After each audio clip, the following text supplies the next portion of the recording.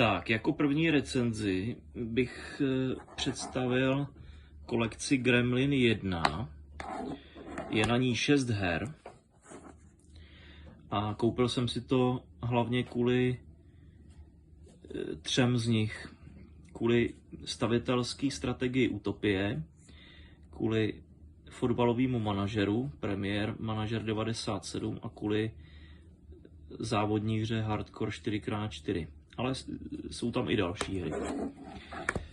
Tak, když se na to podíváme, tak v krabičce je samozřejmě samotná hra. Ta je docela pěkně vyvedená. Je to číslo 24 a tištěný manuál, který má vzadu seznam kazet, který do té doby vyšly. Tak.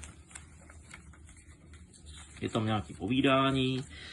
První hra, která je popsaná, je ten Zool. To je taková skákačka v lízátkovém prostředí Chupa Chups. To jsem, přiznám se, vůbec nehrál.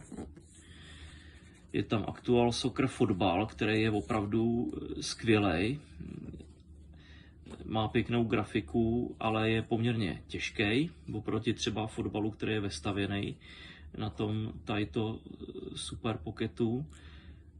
A má jako bonus je tam video, myslím si, že je tam video z vývoje té hry, pěkný video, dobrý na shlédnutí. Tak, druhá hra je ta, třetí hra teda je ta, kvůli který jsem si to hlavně koupil, a to je stavitelská strategie Utopie. Tady je zajímavý, že vlastně ve faktech se píše, že to měl být rival pro SimCity.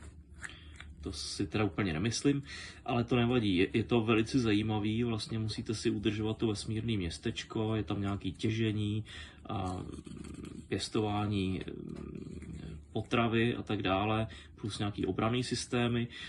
Je to trochu složitější ovládání, musíte se přepínat vlastně mezi tou plochou a plochou toho menu.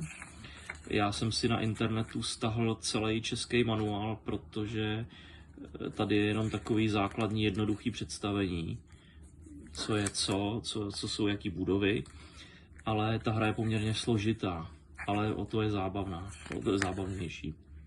Tak, další je ten Premier Manager, docela jednoduše, ale přehledně udělaný fotbalový manažer. Zatím hraju první sezónu a baví mě to.